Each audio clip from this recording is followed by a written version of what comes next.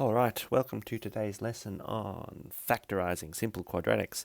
So last lesson we looked at different forms of quadratics, and now we're going to go take a step back and we're going to actually look at how to convert between forms, keeping in mind that the goal of this is to be able to sketch parabolas. So if we're given a form like this one, we need to be able to say, okay, so I know that the constant on the end is plus 0, so the y-intercept is 0, but then I don't know where the x-intercepts are, I don't know where the turning point is, I don't know where the axis of symmetry is. So I want to be able to convert this into a different form so I can find out the x-intercepts and the turning point, because all of those help me to make a nice accurate sketch of a parabola. Alright, so the first one we're going to look at is how to go from general form into factorized form. Alright, and that will show us both y-intercepts and x-intercepts. From there, we can logic our way to the turning point. So bear with me, this might be a little bit of a few steps, but the goal will be those things. Alright, so your first thing is to go, okay, so I've been given this form here. I know the y-intercept is 0 because the constant is 0 on the end. Now, we notice that this form here has got an x squared there and an x there. So I can say to myself, oh, x is a common factor, and I can then factorize out that common factor. So there's my common factor. It was in both x and it's in 3x. So if I divide each term, so x squared divided by x is x, so I've got an x left over, and then 3x divided by x is 3, so I've got a plus 3 left over. Now just to double check, if I expand out those brackets, I get x times x, which is x squared, which was what that should have been, and I've got x times 3, which is 3x, which is what that should have been. So then the form, or the brackets and the common factor, tells me that I've got factorized form of that parabola. Now, this doesn't look quite like what we're used to dealing with. So we have to think to ourselves, how did I find the x-intercept? That's right, y had to be 0. And then I imagine that there's a set of brackets there. So if that set of brackets is equal to 0, what would x be? And you can see there that x should be 0. And if that set of brackets was equal to 0, what should x be? And you can see there that x should have been, move the 3 across, minus 3 is x. So x should have been minus 3. And if you want to double check that, you can say 0 equals first bracket substitute minus 3 in, second bracket substitute minus 3 in. You end up with 0 equals minus 3 times minus 3 plus 3 is 0.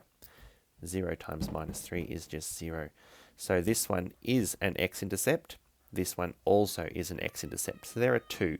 So we can list them over here. There.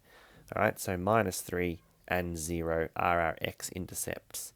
Now, we know that parabolas are built on the back of symmetry.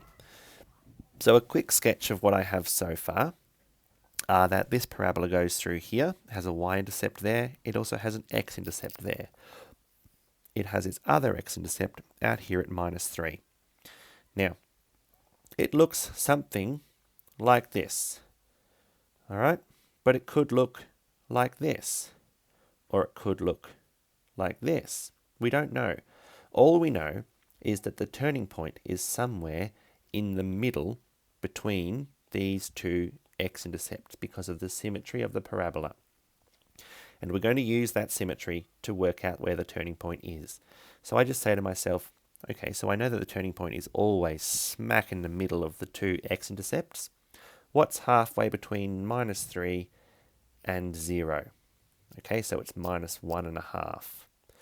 All right, now if I know that this line here is at minus 1.5, I know that that is the x value of the axis of symmetry because it's there, shows how far to the left I have to go. Now, all I have to do is substitute that halfway point back into the original equation to find the y value. So I'm going to go y equals bracket minus 3 over 2, because that's the same as 1.5, squared plus 3 times minus 3 over 2. Simplify that, so that becomes 9 over 4 minus 9 over 2. Right, so 3 times 3 is 9, and the 2 just carries on to the denominator there. So I've got 9 over 4 minus 9 over 2, which is equal to, if I double this fraction here, I get 9 over 4 minus 18 over 4. So then my result is minus 9 over 4. So I know that the turning point is at minus 1.5, which is what the axis of symmetry is in between the two x-intercepts, comma, minus 9 over 4, which was the y value when the axis of symmetry was substituted in. All right. So once I know that, I've now got the y-intercept, the x-intercepts, and the turning point. I've got all the information I needed just from the simple process of factorizing the original quadratic into two sets of brackets. All right, I'll do another example and then I'll let you have a go yourselves. All right, so in this one we've got another similar example with an x squared and a 5x. There is a minus sign here though. So remember, I've been asked to sketch, which means I need to know the three pieces of information. I need the y-intercept, I need the x-intercepts, and I need the turning point. All right, so let's go through and find them all first. We can pretty quickly see that there's no constant on the end of our quadratic here, which means that the y-intercept is 0.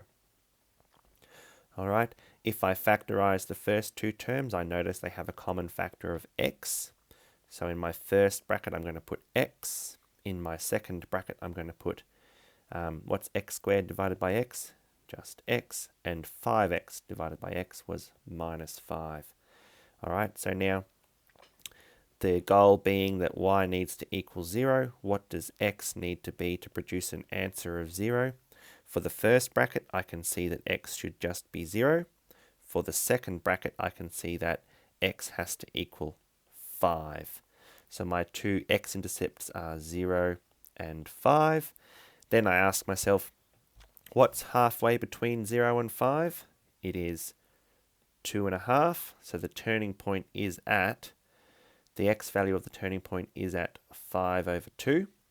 Then I'm going to substitute 5 over 2 into my equation. So it's going to be 5 over 2 squared minus 5 times 5 over 2, which is going to be 25 over 4 minus 25 over 2, which simplifies out to become minus 25 over 4.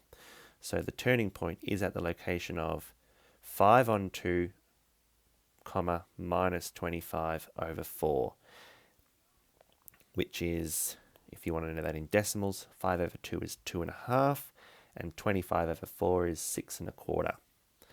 So, come to do a quick sketch, I need to put all three pieces of information on there. So I've got a y-intercept here, I've got an x-intercept out here at 5, I've got a turning point at 5 over 2 halfway between, and then down here at 6.25, which I'm going to say is there.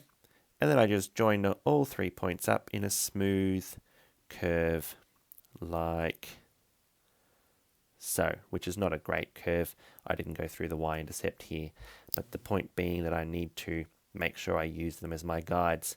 The final step would be to ensure that you label the points you've used. So this is 5, 0, and this one is 0, 0.